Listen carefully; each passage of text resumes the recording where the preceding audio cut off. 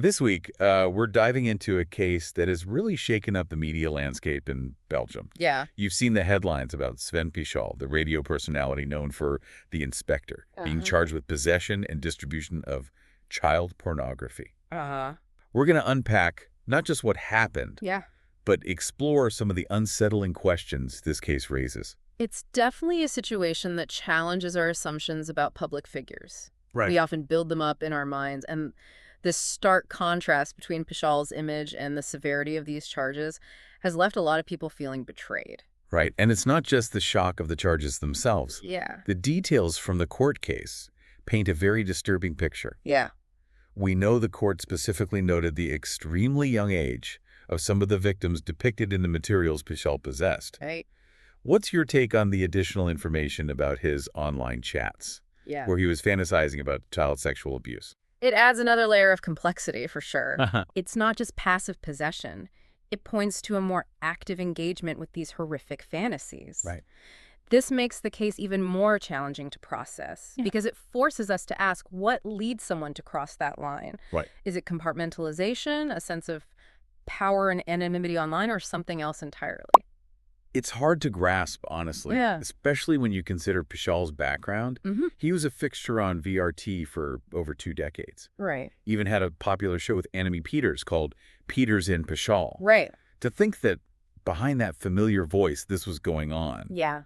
it's incredibly disturbing. For many, it feels like a personal betrayal. Yeah. They invited this voice into their homes, trusted him as a consumer advocate, and now they're grappling with the reality of his actions. Right. It forces us to confront uncomfortable questions about how well we can truly know anyone, especially those in the public eye. Let's get into the timeline of events. Sure. Remind us what's happened since his arrest. Pichal was initially arrested in August 2023. There was a period of about 3 months where he was detained as the investigation unfolded. After that, he spent some time under house arrest, monitored by an ankle bracelet, before finally facing trial and sentencing recently. We should also address the fact that drugs were found in his locker at the VRT. Okay. What do we make of that detail? Yeah. Does it potentially factor into his actions? Or is it just a separate issue? It's impossible to say for certain without a deeper understanding of his personal struggles. However, the presence of drugs definitely adds another layer of complexity. Right. It could point to underlying issues that contributed to his behavior, Okay. maybe even a sense of recklessness or poor judgment. Okay, so let's talk about the sentence itself. Sure. A 3-year suspended prison term, an €8,000 fine, Okay. half of which is suspended in mandatory therapy. Mm-hmm. What does it mean for Pichal to have a suspended sentence? In essence, it means he avoids serving time in prison as long as he strictly adheres to a set of conditions laid out by the court. These conditions include a complete ban on alcohol and drugs, mandatory therapy to address potential addiction issues, and absolutely no contact with minors whatsoever. Right. This is all in effect for the next 5 years. Those are pretty serious restrictions. Yeah. What went into the court's decision to hand down this specific sentence? It seems they were trying to strike a balance between punishment and rehabilitation. The judge took into account several factors, including the fact that Pichal had no prior criminal record, his guilty plea, and his express remorse and apologies to the victims. While those are mitigating factors, I can't help but wonder, Yeah. was the sentence truly reflective of the gravity of his crimes? Yeah. There's a lot of public outrage over this case, and I'm sure some people feel like the suspended sentence is a slap on the wrist. You've hit on a point that's central to our justice system. Yeah. It's supposed to be impartial, but it's also hard to ignore the court of public opinion, especially in a case that evokes such strong emotions. Right.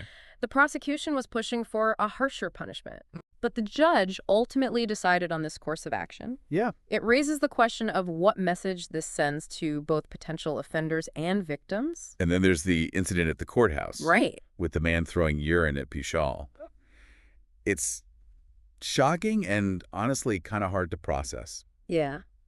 What's your take on that? It's a visceral reaction that speaks to the raw anger and betrayal people feel. Right. While you can never condone violence, it does highlight how deeply personal this case is for many. Yeah. These aren't just abstract crimes. Right. They involve the exploitation of real children, and that understandably triggers an intense emotional response. I get that it's like that primal urge for immediate justice, Yeah. even if it means taking the law into your own hands. Right.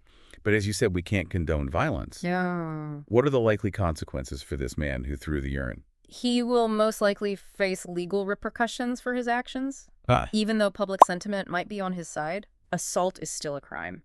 It's a reminder that we have a legal system in place for a reason, right. to ensure justice is served fairly and without emotional sway. Speaking of the legal system, Yeah. there's another aspect to this case that I find particularly troubling. Okay. We know that Pichal wasn't acting alone. Right.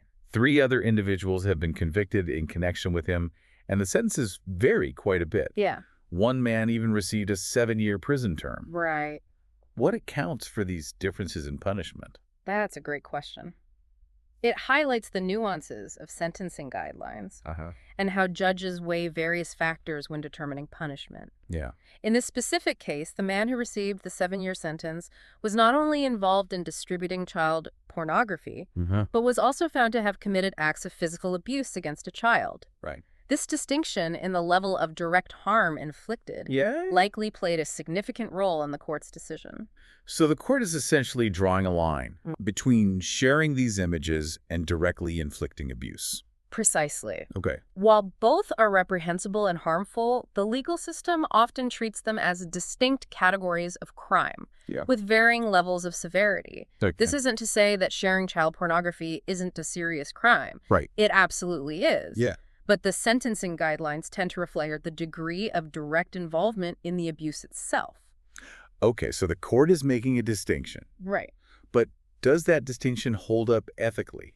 Yeah. Does sharing these images not contribute to the demand for such material, ultimately perpetuating the cycle of abuse? That's a valid point and a question Right. that fuels ongoing ethical debates surrounding child pornography. Right. Some argue that even viewing or sharing these images contributes to the market and creates a demand that fuels the exploitation of children. Right. Others maintain that the focus should be solely on the individuals who are directly producing and distributing the material. It's a tough issue to grapple with, and I think it highlights the complexities of trying to apply legal frameworks to something that is fundamentally about morality and the protection of the most vulnerable members of society. It's clear that we need to address both the creation and distribution of these images and the demand that drives it. Absolutely. It's a multifaceted problem that requires a multi-pronged approach involving law enforcement education and efforts to address the root causes of this demand. And we can't forget about the victims in all of this. These are real children whose lives have been deeply impacted by the actions of Pichal and those connected to him. What kind of support is available for survivors of child sexual abuse? And how do we ensure their voices are heard and their needs are met throughout the legal process? There are organizations dedicated to supporting survivors of child sexual abuse. They provide therapy counseling, legal advocacy, and a safe space for healing and recovery. Ensuring their voices are heard in legal proceedings is crucial. This often involves specialized advocates who can represent their interests and ensure their well-being is prioritized. It's important to remember that the conversation about justice isn't just about punishing the offenders. Right. It's also about providing support and resources for those who have been harmed. Their healing and recovery are paramount. I completely agree. The focus on punishment sometimes overshadows the long-term impact these crimes have on victims. Right. We need to ensure that support systems are in place and that survivors feel empowered to seek help. This case has brought up so many difficult questions, and I know we've covered a lot of ground here. But before we wrap up, there's one more piece of this puzzle we need to examine. We've talked about the varying sentences given to those involved with this case. With one individual receiving a 7-year prison term compared to Pichal's suspended sentence. It's clear the court recognized a difference in the severity of their actions. What stands out to you as the most significant factor in that disparity? Well, what's fascinating here is the line the legal system draws between those who create and share child pornography and those who also engage in the direct physical abuse of a child. Well, both are horrific crimes. The act of physically harming a child is often viewed as a more egregious offense, leading to harsher penalties. So in a way, the court is acknowledging a difference in the level of direct harm inflicted. But does that completely address the ethical concerns surrounding the consumption of child pornography? Does viewing or sharing these images not contribute to the demand that fuels this horrific industry? That's a crucial question. Right. That sparks ongoing debate within legal and ethical circles. Uh-huh. If we connect this to the bigger picture, Yeah. it raises a real dilemma. Okay. On one hand, Yeah. we have the legal system focusing on punishing those directly involved in the creation and distribution of these images. Uh-huh. On the other hand, we have the undeniable reality that the demand for child pornography fuels the entire industry. Addressing one without the other leaves a gap in truly tackling this problem. It's a complex issue with no easy answers. Yeah. While the focus on those directly abusing children is understandable, it feels like we also need to grapple with the role consumers play in perpetuating the demand for this kind of material. Absolutely. If there were no market for it, theoretically, Right. there would be less incentive to create and distribute it. Exactly. It's a multifaceted problem that requires us to consider the whole ecosystem of this horrific industry. Right. Law enforcement plays a vital role in catching those who create and distribute child pornography. Uh-huh. But we also need to address the societal factors that create the demand in the first place. Right. Education, open conversations, and challenging harmful attitudes are all critical components in truly combating child exploitation. This deep dive has been a tough one, Yeah. full of disturbing information and difficult questions. Yeah, it's been a heavy one.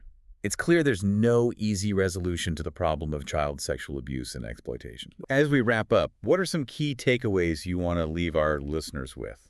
I think it's essential to acknowledge the complexity of this issue. Uh-huh. There's a natural urge to simplify, to label individuals as monsters, and to distance ourselves from the uncomfortable reality that these crimes exist. Yeah. But this case, with all its nuances and uncomfortable questions, Right. forces us to look deeper, understanding the psychological factors at play. Okay. The role of the internet and the societal structures that allow these crimes to flourish is crucial. Right. Only then can we begin to dismantle them. I think that's a powerful message. It's not about shying away from the darkness, but about understanding it so we can work towards meaningful solutions. And for our listeners, we encourage you to continue this conversation. Talk to your friends and family. Learn about the resources available to support survivors.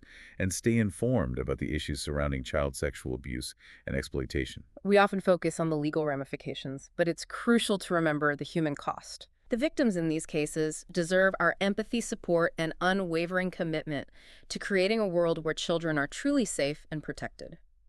Thank you for joining us on this particularly heavy deep dive. Of course. We'll be back soon with a new topic. Until then, take care of yourselves and stay curious.